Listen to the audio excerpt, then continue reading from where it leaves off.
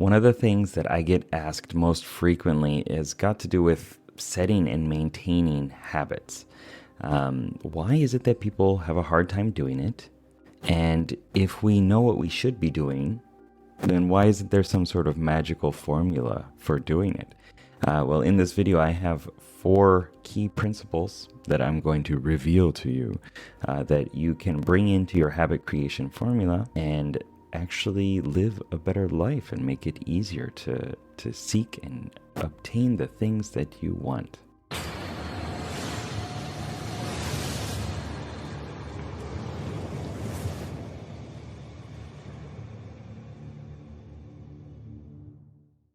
What's up, legend? It's Sherman here from Geek Psychology, where I help geeks, gamers, and creatives to have more confidence and motivation through self-understanding. I know that creating habits and maintaining habits can be something that feels overwhelming a lot of times, that we can stumble over. We think that we're going full speed, that we're going to get it, that everything's going to work out fine, and then we wake up the third morning of the new habit and we're like, I just don't really feel like it. I think I'm done.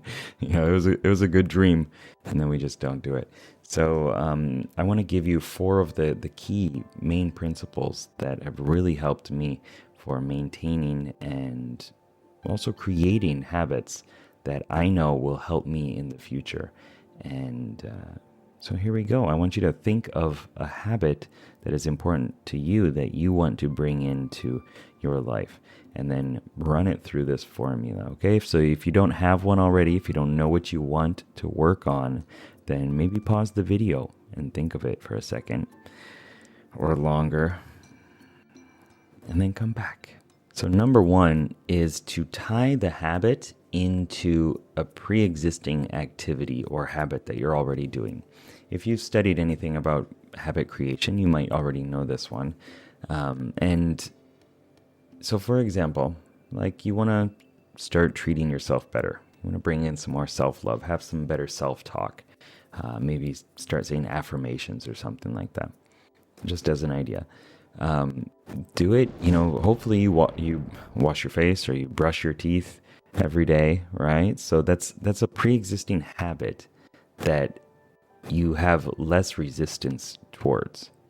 So when you do that habit, if it's something that you can do at the same time, then do it then. If it's something that the brushing your teeth, for example, is a mnemonic trigger, that, okay, after I brush my teeth, I need to do this thing, or before I brush my teeth, I need to do this new habit, then it becomes easier because you've already built in the groundwork, the foundation for that other activity or habit. I've talked before about my smile triggers and, just doing, attaching smiling and fixing your posture and saying, I love my life, to some other thing external. So for me, it's when I leave my house and turn to the left and I see the big green tree, right? That's my trigger, right? So attaching a new habit to something that you already do naturally is going to help you, one, remember how to do it, or remember that it's time to do it. And also sometimes it just makes it easier.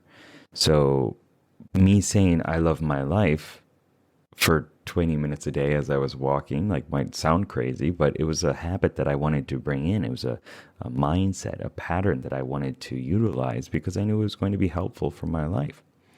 So I set up that trigger of seeing something green, leaving my house, which is something I do every day, and attaching it to that, right? So find something that you do every day that you can attach your habit to. Number 2, tie it to positive and negative futures. So think really hard about your current life and why it's really important that you do this. What are the benefits? Not just next week or next month or whatever it is, but way down the line. What if you maintain this better habit for 20 years? How is it going to impact your life? How's it going to make your life better? What are the positive things that it could change with your health, your wealth, your relationships? You make you more money, you're more fit, you have the love of your life in your life. There's all sorts of different things that you can look into the future and think of the effect of the effect of the effect, and use that as a motivating principle. Don't make it just, I don't really feel like doing it today.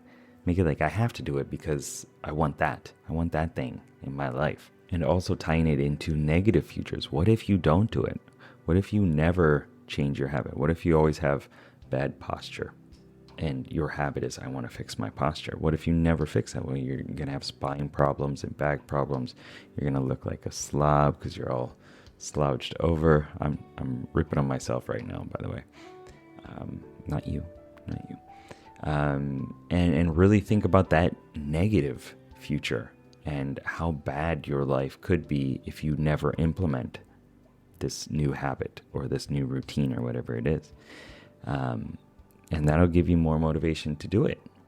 It might feel like it hurts, it might suck, right? But that's going to give you the motivation, and the motivation is what's important, right? To actually take the actions and do the stuff that you know you need to do that you've been putting off. Number 3, get accountability in whatever way that comes about.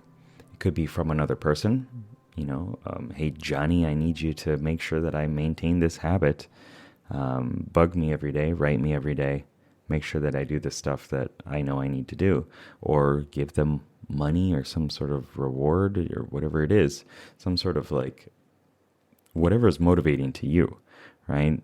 Because if you're not at that threshold to make the change, then you have a lot of, slack in, well, I just didn't do it, right? But if you're like, it's going to really suck if I don't do this, maybe through, having to pay money or some sort of punishment to yourself, you can kind of gamify it a little bit.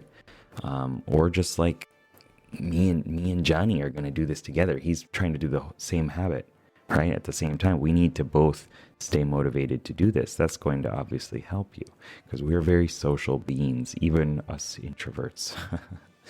Next one, number 4, track it. Track all the stuff. And that's really difficult for me, to track things, to measure them, to follow the results and, make sure that I do it. But it's always extremely helpful when I figure out what it is I need to track. And with habits, you can find tons of different apps and programs for it, like Habitica and stuff like that, it's all centered around building new habits and tracking them and the positive and negative things that happen when you do or don't do the habits. So find ways of tracking it. Do a bullet journal or something like that, or, put a big X on your calendar. I think that's like the Seinfeld method or something like that. Every time that you succeed in one day of doing the habit, and you're going to not want to break the chain, and eventually it's going to become more difficult to break that habit than it is to maintain the habit, because you've created so much momentum. And if you do miss a day, just do it again the next day. Do it right the next day. And don't let it go too slack for too long.